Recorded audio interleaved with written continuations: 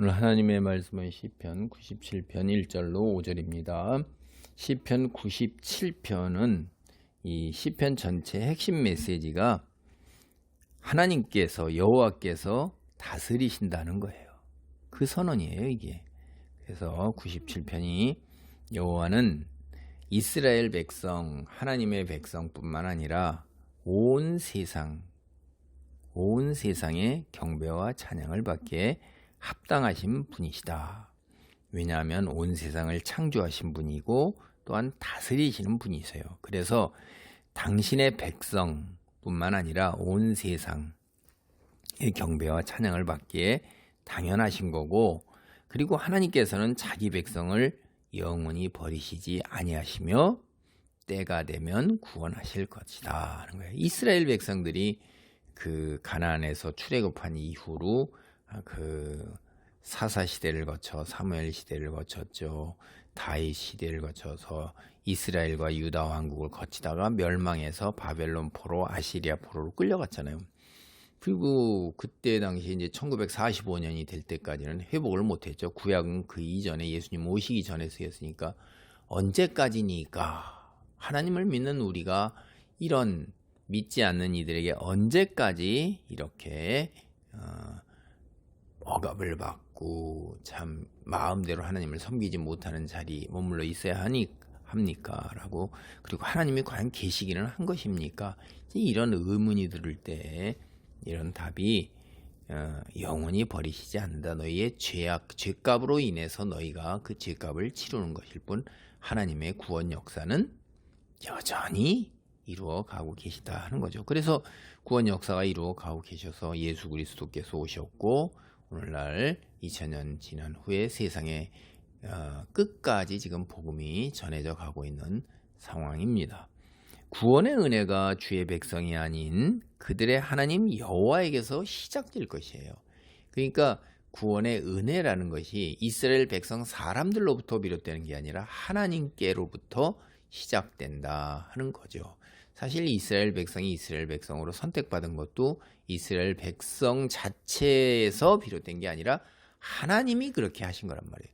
오늘날 우리가 그리스도인이 된 것도 우리의 능력이나 우리의 선행이나 우리의 탁월함이 아니라 하나님이 창세전부터 그렇게 택하셨어요. 이 부분도 이제 우리가 몰라요. 성경이 서술하고 있는 거란 말이에요. 창세전부터 택하사 어떤 기준으로 어떻게 택하셨겠어요? 그게 공의와 정의시죠. 그래서 하나님의 다스림을 얘기할 때 여호와께서 현현 임재하셔서 다스리신다. 그래서 하나님이 임재하실 때, 현현 하실 때 기본적인 성향이 어떤 것이냐 하는 것이 1절로부터 5절에 나와 있는 것입니다. 1절입니다.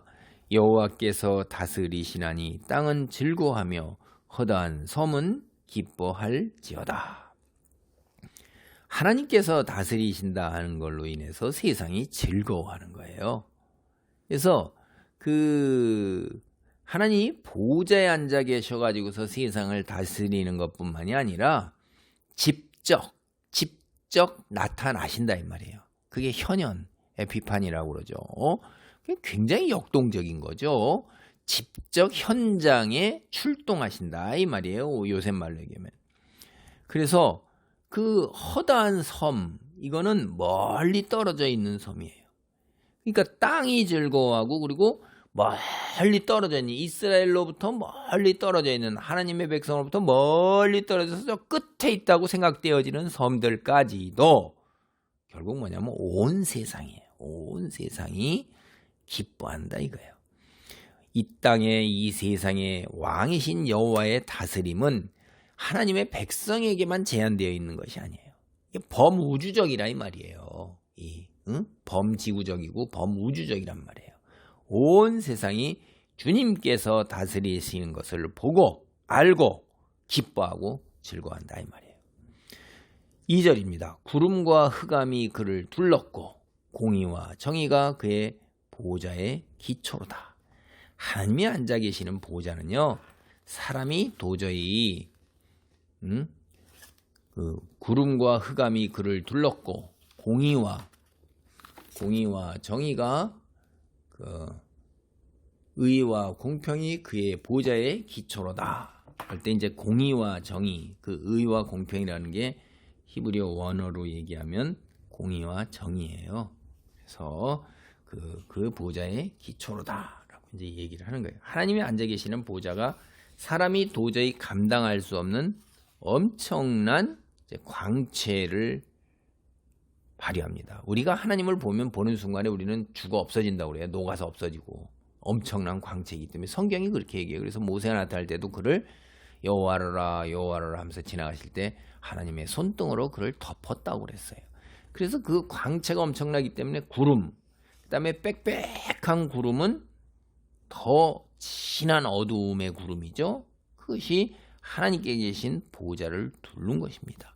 이게 우리가 신명기나 이런데 요엘서나 스바냐 이런데 보면 하나님께서 현현하실 때 흑암과 구름으로 다 덮입니다. 그게 그런 거예요. 하나님이 얼마나 강력한 광채를 발하시는지 사람이 절대 볼 수가 없는 거고, 이 빛은 생명의 근원이고 구원의 상징이에요. 하나님께서 다스리는 것은 세상에 생명을 주고 온 세상을 구원하는 것입니다. 3절 불이 그의 앞에서 나와 사방의 대적들을 불사르는 도다. 이제 하나님께서 그 공의와 정의, 그 공평과 의로 다스리는다는데, 이것이 공의라는 것은 옳고 그름에 대한 기준이고, 공평 이미 기준은 선포되어 있어요. 의는 법에 이 선언한 것에 하나님 말씀의 공평한 적용이에요. 적용. 그리고 기준과 적용을 공평과 의 이렇게 얘기하는 거예요. 하나님 통치의 중요한 원리 공의와 정의입니다. 공평과 의. 그래서 하나님은 모든 사람이 받아들일 수 있는 기준에 따라서 공평하게 세상을 다스리셔요. 그러므로 이 공의와 정의, 공평과 의는 여호와의 통치에 그대로 반영되어 있어요. 세상에서 행해지는 모든 악은 하나님의 이런 통치를 거스려요. 그래서 하나님의 통치를 위협하는 거예요. 하나님께서 마지막 날에 심판하실 거예요. 그게 이제 대적들을 불사르는 불이 나오는 겁니다. 그게 악인들을 심판하셔요. 하나님은 공의와 정의로 세상을 다스린다. 공평하고 의로운 통치를 위반하는 위협하는 사람들에게 사르는 불이 하나님께로부터 나와요. 이 땅에 임하시는 날 하나님께서 세상의 모든 악인들을 불사를 하나님의 심판이 이 땅에 임한다 이 말이에요. 심판을 받는 주님의 대적들, 원수들이 누구예요? 하나님 통치 원칙을 거부하는 사람, 하나님을 인정하지 아니하고 스스로 하나님의 자리에 올라서는 사람들, 하나님을 믿지 아니하는 사람들이에요. 그래서 주의 백성들의 원수가 곧 주님의 여호와 하나님의 원수이기도 합니다. 그다음에 이제 여기에 보면 그의 번개가 세계를 비추니 땅이 보고 떨었도다. 산들이 여호와의 앞 곧 온 땅의 주 앞에서 밀랍같이 녹았도다. 떨었고 녹았어요. 온 세상이 얼마나 무서워요. 하나님의 위엄이 이렇게 두려운 것입니다. 번개를 주관하시는 주님이 온 세상에 한번 번쩍하니까 땅이 덜덜덜덜 다 흔들려요. 천둥 번개로. 그 다음에 산들이 지진으로 인해서 산사태가 나서 사태로 싹 눈사태로 무너져 내리듯이 그냥 다 녹아 내려요. 창조주 하나님의 위엄은 이런 것입니다. 우리가 높은 산, 엄청난 산이라 하는 것도 다 밀랍이 녹듯이 무너져 내리는 것이 하나님의 위엄으로 온 세상을 두렵게 하는 것입니다.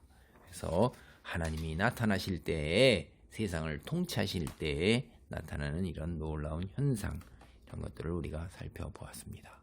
할렐루야. 하나님 감사합니다.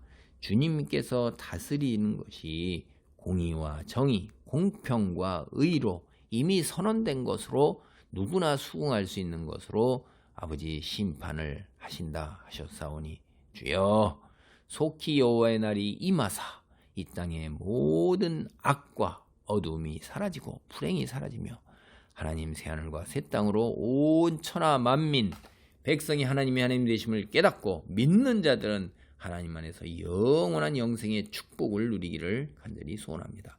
이 땅에 종말을 향하여 여호와의 임함이 있는 그날을 향하여 가는 과정 중에도 주님의 놀라운 현현과 기적이 함께하기를 간절히 기도합니다. 예수님의 이름으로 기도하옵나이다. 아멘.